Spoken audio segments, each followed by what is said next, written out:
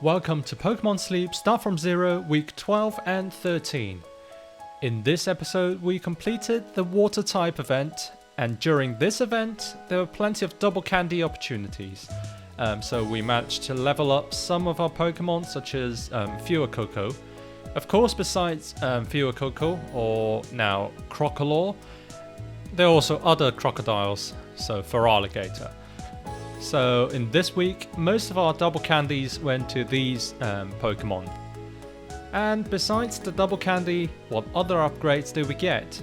Like, comment, share and subscribe to the channel, and don't forget to turn on the notification bell. Let's check it out. The most important upgrade wasn't actually the double candies. It was we finally activated the 14-day Premium Pass trial. So we now have 2 weeks to buy items from the premium shop twice. Naturally, since it's a trial, so we'll buy everything we can. But in my main account, which I top up occasionally, probably I would not buy ingredient tickets or dream clusters. But yeah, we'll grab everything here. And in the regular shop, we also buy some handy candies and travel ticket, and we'll leave most other items for now. And if we run out of backspace, we'll give some candies to Feraligatr to free up the space. And as you can see, we had like 20,000 points saved up, and now after round 1 of buying stuff, we now down to around like 10,000. This should be just enough to clear the premium shop next month as well. So, why do we activate the pass during Water type week and not for the upcoming Suicune event? So first, by activating it now, we can strengthen our Pokemon ahead of Suicune event, of course. And also the premium pass mostly changes the reward biscuit from like 3 friendship points to 4. So it's about catching Pokemon, but the Suicune event won't offer any special Pokemon catching bonuses, and Water type week does provide a guaranteed hungry Pokemon on the first sleep of the day, which is a much better deal for us. And as we saw earlier, we caught a Wooper, so we can unlock mushrooms and some new recipes. And yeah, double candy will continue leveling up Feraligatr, and once we are close to running out of the dream shards, we'll switch to leveling up Fuecoco or Crocodile. After this week, we won't have many dream shards left, so we need to be cautious about not going broke, because we're not planning on using like dream shards, dream clusters to boost the progress just yet. So we're catching quite a lot of Pokemon these weeks, thanks to the hungry Pokemon. But unfortunately, we didn't catch anything particularly good to further invest. So as you can see, we're fast forwarding most of the time, as usual. So during these weeks, which Pokemon should you prioritize catching? Of course, berry specialists like Totodile, of course, and Chikorita, and also Spheal. These are the most valuable things on Cyan Beach, basically. And also Quaxley, remember, the blue duck, not Psyduck, the yellow one.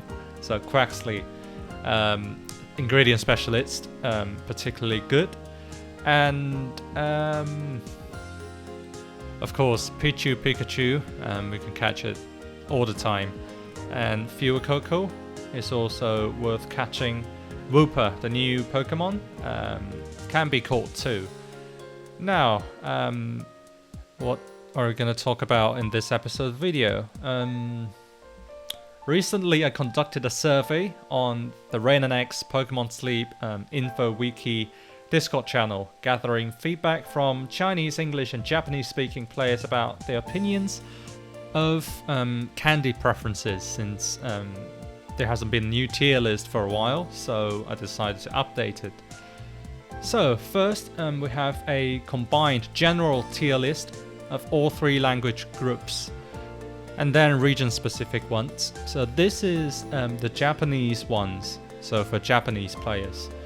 And also personally, I think for those players who had spent lots of time on this game and have higher research rank, basically more experienced player. So some good examples are Ralts and Eevee are ranked lower because experienced players have already maxed them out and no longer need their candies for a while. So next is the tier list from Chinese speaking players. I think Pichu is ranked too low with a score of like 79 of 100. It should be at least 90 because you can raise many Raichus with Pichu candies, so you never run out of using them. And lastly, we have the English-speaking players' results. The differences aren't too significant compared to the Chinese list, but I think Vulpix is particularly underestimated. So, overall we can see that berry-type Pokemon are still the most popular, which makes sense because despite the buffs to skill-type Pokemon and like some buff of cooking recipes, berry specialists are still the strongest, specifically like water, fire, grass, electric Pokemon, specifically Raichu, remain very powerful and also align well with the island's preferences of berries. And we also noticed that higher level players, more experienced players and beginners have like probably some different preferences for which Pokemon they want to use candies on, or they want to receive the candy. Yeah, some differences, specifically like Eevee, of course, but there are also like general preferences, consensus, such as Dratini consistently ranks at the top of the list. So, as you can see, 2 shiny Pokemons in one go, but both trash. Haha, typical, huh? And that's the candy survey in a nutshell. I'm still working on more analyses to see if there are any differences between top-up degrees, research ranking, and language groups. So once that's ready, I'll share the results. So lastly, let's talk about the upcoming Suicune event, which starts on 2nd of September, aka yesterday. So this is the first time this account are participating in a legendary Pokemon event. And since this is a beginner's account and without any top up, so don't dream of raising Suicune or any other legendary Pokemon. So what should we do during the Suicune event?